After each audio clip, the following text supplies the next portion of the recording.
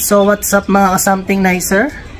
So ngayon po i-update ko po kayo sa ating business. So meron po tayong mawawala na isang produkto.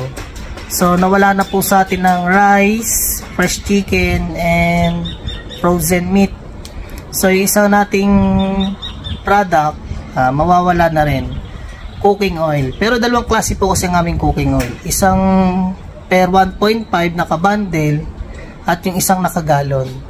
So yung ating cooking oil na nakagalon na mawawala na po sa atin. So tatanggalin na po natin yan ngayon. Kasi hindi na rin po siya mabili. At yung atin naman pong cooking oil na naka-bundle per 1.5.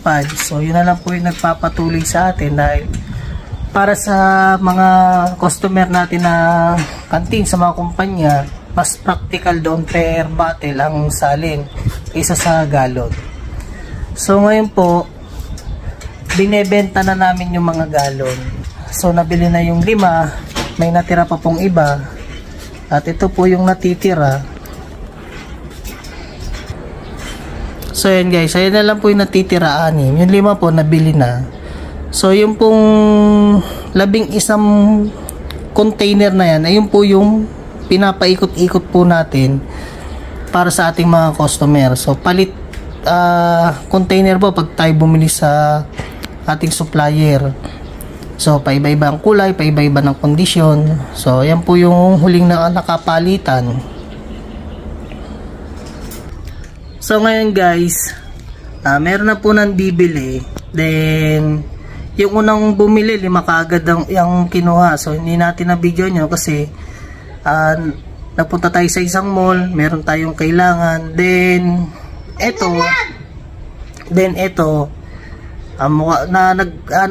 nag-uusap pa si Mrs. siya yung bibili. So i-deliver natin yun yung pagka nagkasundo. So yun lang, sad to say, nabawasan na naman tayo dahil hindi na nga siya ganun ka-practical para sa iba nating client. So dalawa na lang talaga ang iikot sa ating negosyo, ang egg at saka yung cooking oil na per bundle. Per bote po yun na 1.5. So ito po si Sam. Ayan. Thanks God at si Sam po ay nakaka-recover na, si Mami. So ako naman po ngayon yung parang papunta pa lang kasi medyo nagsasakit na rin yung ulo ko. Tapos parang ito nagsimula na parang lalala yung sipon. So inaagapan ko naman po. So update ko po kayo. Kukontinue kong video pagka i-deliver o makipag-meet up na sa akin yung bibili. So yun guys, no, tuloy po kami nung ka-meet up ko dun sa container ng ating cooking oil na galon. So 2 nga lang talaga ang kukunin nila, pero 4 yung dinala ko baka sakali magustuhan nila yung appearance, so dagdagan nila. So ngayon po pupunta na tayo sa Soledad, sa Mylanders. So doon kami magkikita kasi mas malapit kami doon at malapit din siya sa Soledad. So let's go, atin na pupuntahan. So sad to say ulit, nabawasan tayo ng extra income. So ang ating cooking oil na day gallon, so 20 kilo ang laman ng isang galon. So malaki-laki rin yung nawala. So date ko na lang ulit kayo mamaya nga. So yun guys, nakita na kami ni Kuya no, yung bumili ng 2 nating galon ng cooking oil. So hindi ko na lang po na videoan dahil naghahanapan kami sa kung saan kami nakapark dito sa Mylanders. So ngayon nandito tayo sa loob ng Landers. So nabili tayo ng merienda, pizza bago tayo umuwi. Then nag-grocery na rin ako kasi naka-sale. So hindi naman lahat naka-sale, ilan lang at ilang percent lang din yung discount.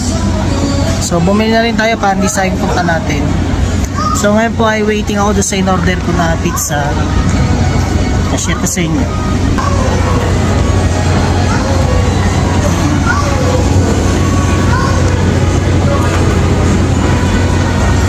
So ang proseso ngayon, doon ka natitingin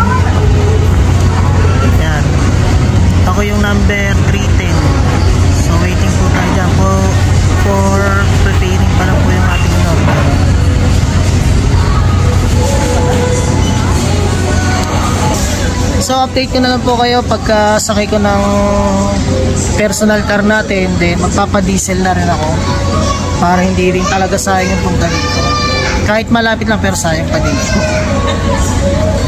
So update ko po kayo mamaya.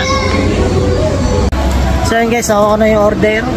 So uwi na po tayo, then magpapagas naman ako para hindi naman sayang yung punta. So dala ko po sa akin na yung ating personal. So since matagal hindi rin yung nagagamit, so luma pa yung nakakarga sa kanya, papalitan na natin yun ng bagong gas. So yan po yung ating pinamili.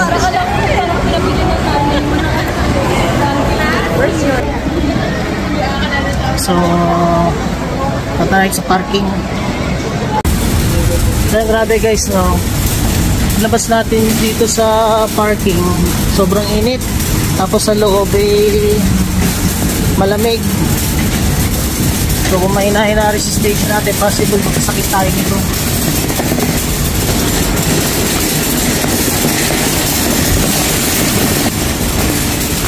Baka expected ko naman yung malamig dito sa loob ng Landers.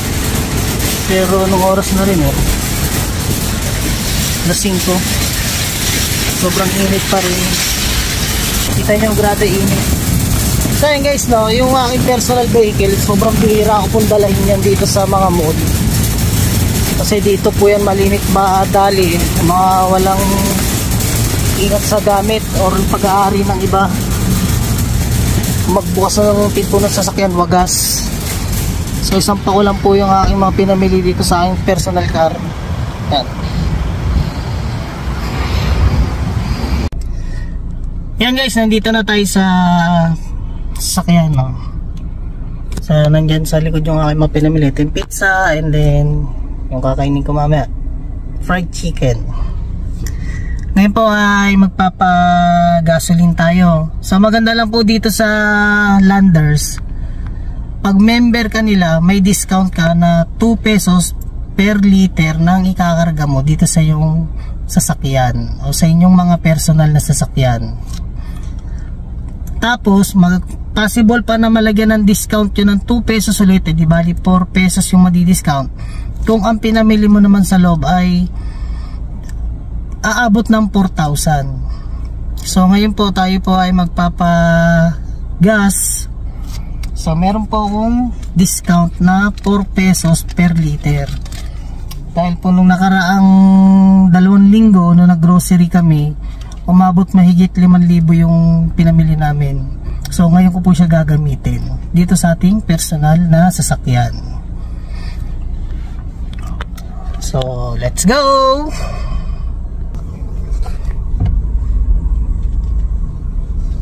Yan, silaw.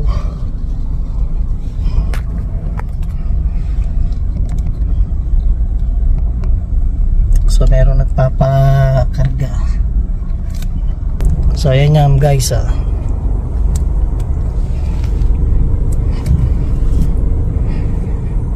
So dito tayo sa Landers coupon discount.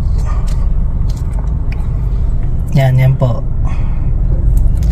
Dito tayo. Dito sa kabila, kung wala kang resibo na umabot ng 4,000 yung pinamili, so dun ka sa regular discount 2 pesos lang. So kapag ka may resibo na umabot ng 4,000, dito ka sa 4 pesos ang discount. So post ko po muna ang ating video. So tuloy po natin yung video natin. So may tumawag kasi taga F2R. Ako daw ay isa sa mga napili na bigyan ng discount. So kasi nabili ako ng F2R engine treatment, inilagay ko dun sa ating Versa van or pang negosyo van para gumanda ang hatak. So tinry ko lang. So legit naman, lumakas yung hatak ng aking unit, and then tumipid sa diesel, tapos tumining yung andar. So legit naman. So sabi ko magme-message na lang ako sa kanila. So ito po yung ating pinakarga, Platinum, gasoline Platinum. Itingnan lang po ako dun sa yan, kukunin po yun, hindi pala waiting. So hanggang dito na lang po ang ating video. Maraming salamat po sa inyong panonood sa Something Nicer. So peace out.